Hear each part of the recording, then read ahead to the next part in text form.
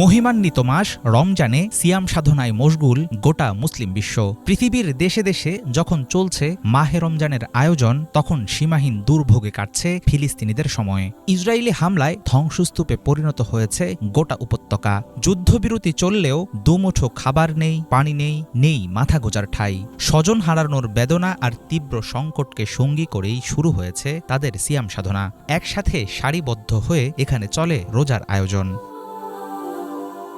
আরবের প্রাচীনতম একটি ভূখণ্ড ফিলিস্তিন। অসংখ্য নবী রাসূলের স্মৃতিবিজড়িত এই ভূমিতে বাস করা মুসলমানদের জীবনযাত্রায় রয়েছে রমজান পালনের নিজস্ব সংস্কৃতি। মাহে রমজানকে স্বাগত জানাতে বাহারি ফানুসে বর্ণিল হয় ফিলিস্তিনের আকাশ।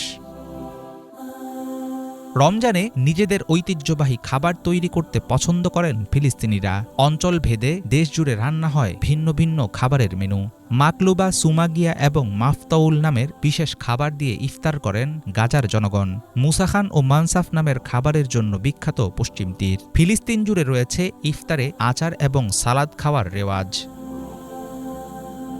পুরনো জেরুজালেমের জনপ্রিয় জুস তামারিন। এখানকার ইফতারে এই পানীয়র বেশ কদর। সেহরিতে পনির ও দই জাতীয় খাবার খান স্থানীয়রা। গাজার ফিলিস্তিনিদের মধ্যে ইফতারের একটি জনপ্রিয় খাবার হুম্মা। এবারের রোজায় হয়তো সবার কপালে জুটবে না ঐতিহ্যবাহী এমন সব খাবার।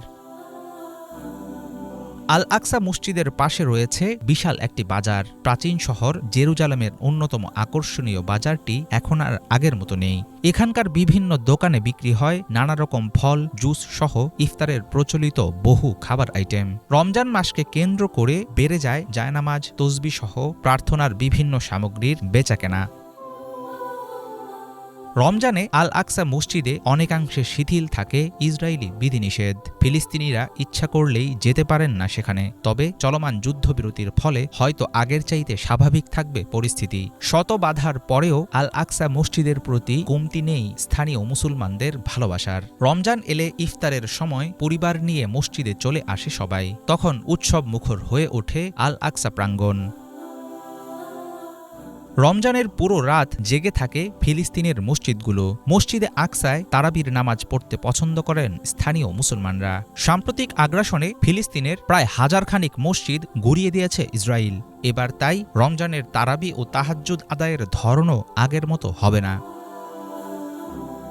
মুসলিম উম্মার প্রথম কেবলা বাইতুল মুকাদ্দাস বা আল আকসার অবস্থান ফিলিস্তিনে। বহুদিন থেকেই ইসরায়েলি দখলদারদের কারণে অবরুদ্ধ গাজাসহ অনেক অঞ্চল। ধ্বংস আর মৃত্যুর ভয় এখানে জীবনের অংশ। তবে যুদ্ধবিরতির ফলে এবারের রমজান হয়তো কিছুটা হলেও স্বস্তিতে কাটবে ফিলিস্তিনিদের।